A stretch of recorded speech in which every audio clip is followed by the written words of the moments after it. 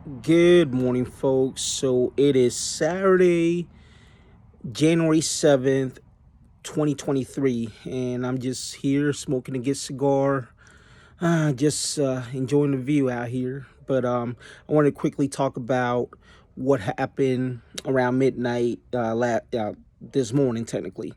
So Kevin McCarthy finally got enough votes to become the certified Speaker of the House of Representatives.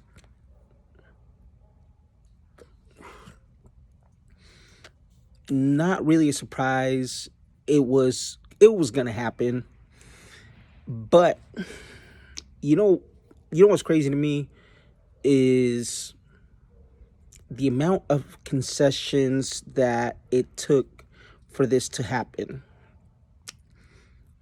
Really, in actuality, the Speaker of the House of Representatives has now become a ceremonial job rather than a job with actual authority. Quite frankly, you know, anytime a Republican gets in his feelings or her feelings, she's going to be able to do a motion to vacate. What a motion to vacate means is that they can literally get on the floor and say, we want another person to be Speaker of the House of Representatives. So, anytime, literally anytime, anybody gets in their feelings about something that happens, they're going to be able to call for a vote to remove the Speaker of the House, which is really is silly and is going to make Congress into a standstill. Quite frankly, because of the makeup of the current, Washington as it is currently, I don't expect any major pieces of legislation to happen in the next couple of years. Um, the next thing that I'm really interested in looking at is what's going to happen with debt ceiling. December, last month, there was an agreement to pass, pass the debt ceiling with $1.9 trillion, I believe, and that's supposed to keep the government running until September.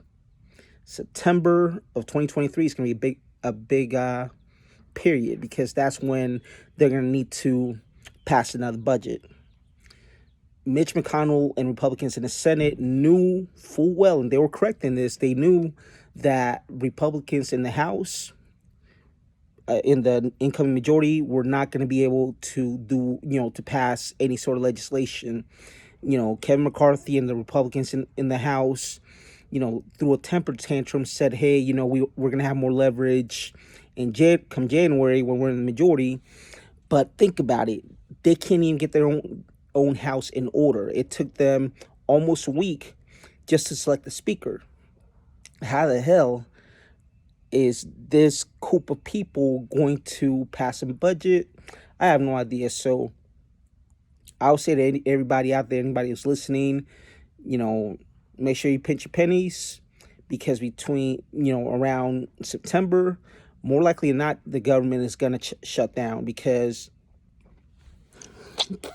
excuse me, because Republicans, guarantee you, are going to have, and not necessarily like the rank and file, but the Freedom Caucus crazies are going to have some really crazy demands. They're going to demand everything under the sun. Of course, with Democrats controlling the Senate and a Democrat in the White House, it's not going to happen. So government more likely than not is going to be in a standstill, and both sides are going to blame each other. Hopefully, this doesn't affect people, doesn't affect pay for the military, people, Social Security, things of that nature. That's really what I'm worried about, because it is, September is going to be really the time frame that you're going to need to look for something to happen. So we will see. But, you know, bottom line, Kevin McCarthy is likely the weakest Speaker of the House of Representatives in the history of the nation. with him giving up so much, this role is literally, like I said, a ceremonial job and not necessarily something of consequence.